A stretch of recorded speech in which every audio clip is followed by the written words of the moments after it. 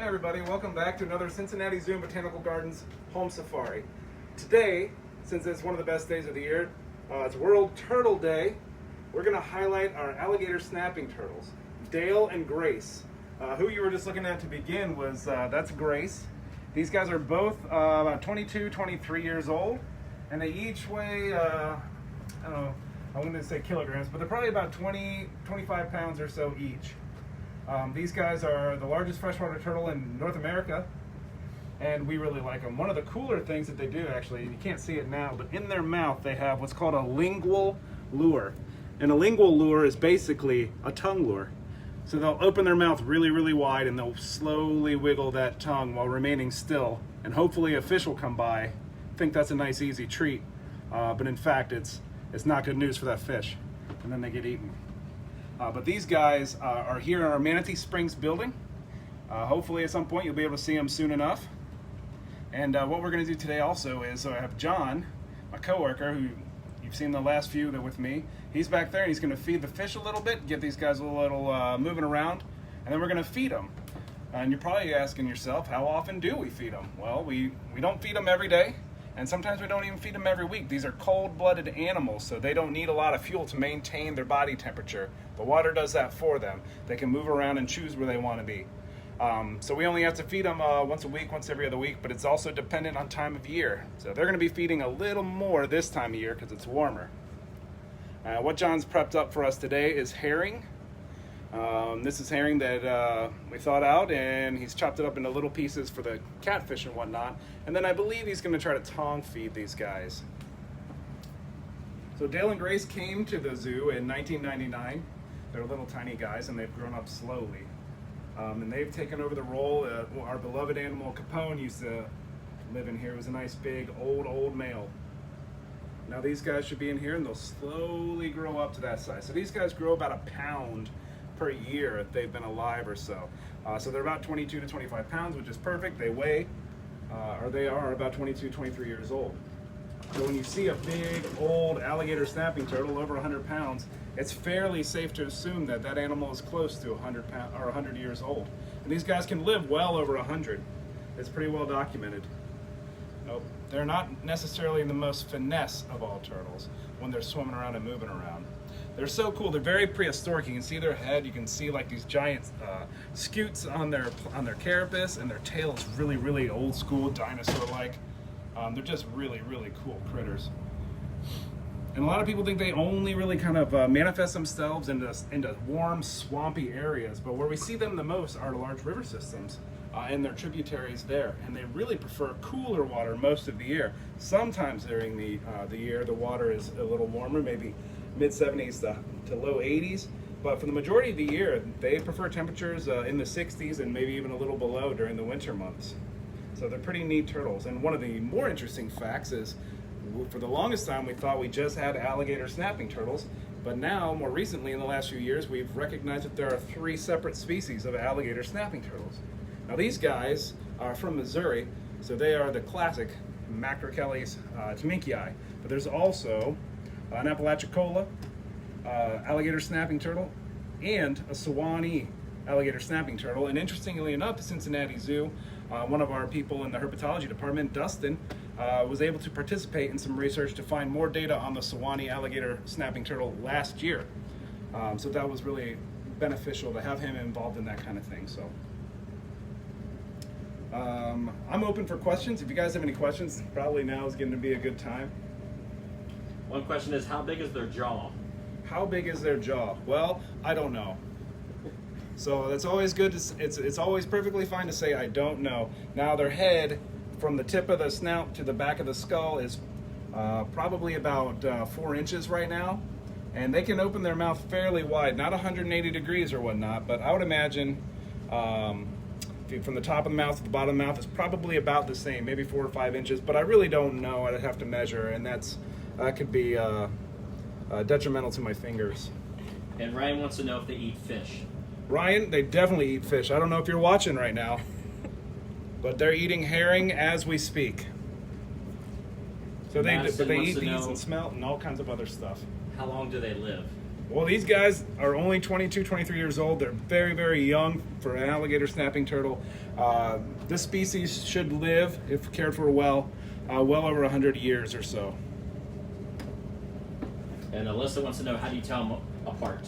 Alyssa, how do we tell them apart? Well, it's kind of tough if you don't see them all the time, but we see them every single day, and we can notice the little things. Now, the male, whose name is Dale, he's a little larger and has kind of a bigger, wider head, which is almost indicative of male turtles. And then the female's just a little smaller, Grace, here. But those are, and the male is a little lighter on the carapace, but it's those subtle differences that we notice, and really, we don't really have to even look anymore. We know exactly which one's which at this point. One of the benefits of seeing them every day. And Sophia wants to know if they have predators. Sophia, once they're this size, they have very, very few predators. But when they're small, they have a lot of predators. Fish, other snapping turtles, alligators, other species of turtles, all kinds of things definitely will prey upon younger turtles. At this size, very few things are going to go after this guy. Or we'll have the pressure to, or the strength to actually crack the carapace and even subdue an animal like this. Kaylee wants to know where you find these in the wild. Kaylee, you find these all over the southern United States, as far west as I believe Texas, but don't quote me on that. But you see this species from western Florida over to the Mississippi, Louisiana, Texas area, and then you will see the Apalachicola, kind of in that northern Florida region, and then you'll see the Sewanee alligator snapping turtle in maybe parts of northern Florida, but Georgia as well, in the Sewanee River drainage area. And Blake wants to know how much time they spend in the water. They spend almost all their time in the water. They are perfectly designed for aquatic life. They can hold their breath for very long periods of time. If one turns around so you can see their face again, you'll notice that their nostrils are at the very, very tip of their head, and that is so that they can just stick their nose up above the surface of the water to take a breath. And one other really, really cool thing, you guys are going to absolutely love this, and this is with almost all aquatic turtles, they utilize what's called cloacal respiration, which means they breathe through their behind. They have a lot of highly vascularized tissue in that area where oxygen exchange can happen, and they can stay underwater even longer that way. So yes, they do breathe through their butts. And Carter wants to know if those are barnacles they see on their neck. No, those are barbels, and I think a lot of people still don't know exactly what they're for. Dustin, my coworker, probably knows much better than I do because he spent so much time working with these guys, but they are little kind of like almost like skin tags, and they do serve a function, but I personally am not too aware. But that's a great question and a good observation. And Kat wants to know why they're called alligator snapping turtles. Well, their tails almost look like alligator tails. Like it's just very primitive, and their face is just, they look primitive like an alligator. At least that's what I always thought. And Shane wants to know who names them. Shane, you know, everybody names a little bit of everything. We never know. These guys didn't have names for a very long time, and I said, John, what's their names? I don't even know. And he just off the cusp said, Dale and Grace. And that was about 2 years ago. So Dale and Grace they are. So it was unfortunate that they spent so long without a good name. Ashley wants to know if they have claws. They do have claws, and they usually use those claws to hang on in faster moving water or to climb up these like branches and sunken logs to go get a breath of water, or they like to water bask. They don't come out and bask like a lot of turtles do very often. But what they like to do is get closer to the surface of the water where that sun's really beating down and soak in that radiation there. And Kaylee wants to know how many eggs they lay.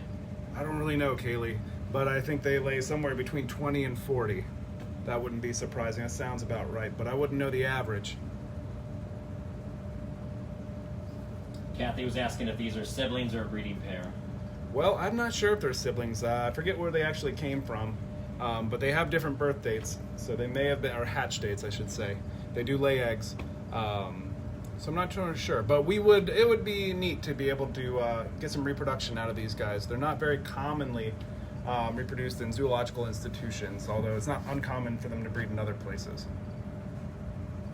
Which is cool. I guess I will relate into, these guys do lay eggs, but one of the cool features of turtles on World Turtle Day is that the temperature of the eggs, what they're incubating at, determines whether they hatch out as boys or girls. And that's true of pretty much all turtles and most crocodilians. Emily wants to know how long their tail is. Emily, I'm not sure how long their tail is. That's a pretty specific measurement. But it is at the non-business end of the animal, so it'd be a little easier to get. But they're probably right now around 12 to 14 inches, maybe total length. I think you might have covered this in the beginning, but Morgan wants to know their weight. Their weight, well, Morgan, interestingly enough, these guys, I think I've mentioned this too, they're 22 or 23 years old, I can't remember very well. And alligator snapping turtles add about a pound per year of life, which works out because they're about 20 to 25 pounds each. I can't do the conversion off the top of my head, but they're like 11 to 13 kilograms each. And Lily wants to know their favorite food.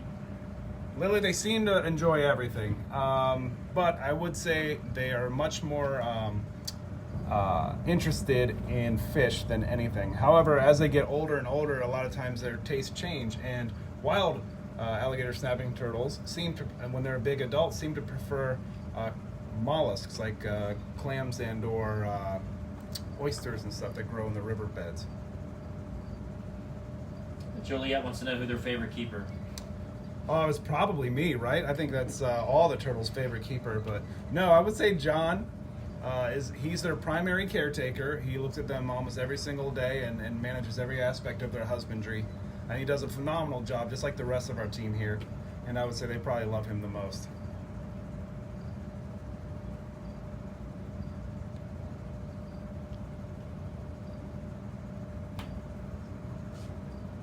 Oh. So yeah, guys, remember it's World Turtle Day. Appreciate some turtles. Right now, actually, is a time of year when a lot of turtles are crossing the roads around here in Cincinnati and probably other places in the country. So remember, if you see one crossing the road, don't pick it up and take it home. That's probably a bad idea, and in most states, it's probably illegal, so don't get in trouble.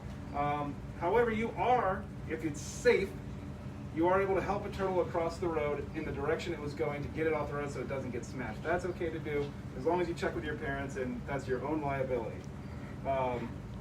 But enjoy our turtles. We have a great, awesome group of turtles in North America. Aquatic turtles, you see painted turtles, especially around here, are absolutely beautiful. They're out basking, at least in Cincinnati today, because it's nice and sunny.